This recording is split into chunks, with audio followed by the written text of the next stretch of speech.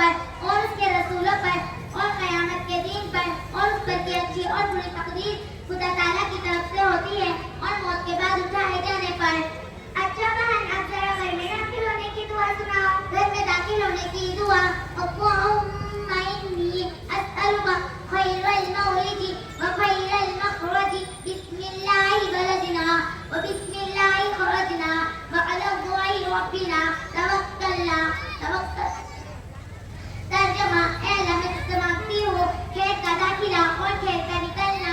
हम अल्लाह का नाम लेकर दाखिल हुए और अल्लाह का नाम लेकर निकले और अपने रब्बों पर भरोसा किया। क्या बहन मैं आपसे सिर्फ एक सवाल पूछ सकती हूँ? हाँ बहन पूछो।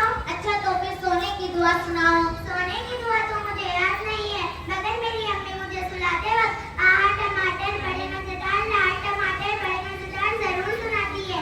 अच्छा तुम्हें बताओ सोते वक्त क्या करना चाहिए? बहन सोते वक्त आयतुल कुर्सी, सूरह बकरा की आखिरी दो आयतें, सूरह काफिरून, सूरह इखलास, सूरह फलक और सूरह नास पढ़कर दोनों हथेलियों पर दम करके पूरे जिस्म पर हाथ फेरना चाहिए और सोने की दुआ पढ़कर सो जाना चाहिए। इस तरह सोने से अल्लाह ताला हर तरह की बला और आफत से हमारी हिफाजत फरमाते हैं। अच्छा बहन अब मैं चलती हूँ, मुझे बड़ी देर हो रही है।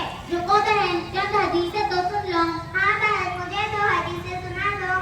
पहली हदीस, मन ला आया हम ला आए हम, जो दुनिया में हम नहीं करता उस पर आखिरत पर हम नहीं किया जाएगा। दूसरी हदीस, खैरुकुम मन तअल्लमल कुरआन व अल्लमा। तर्जुमा, तुम में बेहतर शख्स वो है जो खुद कुरान सीखे और दूसरों को सिखाए।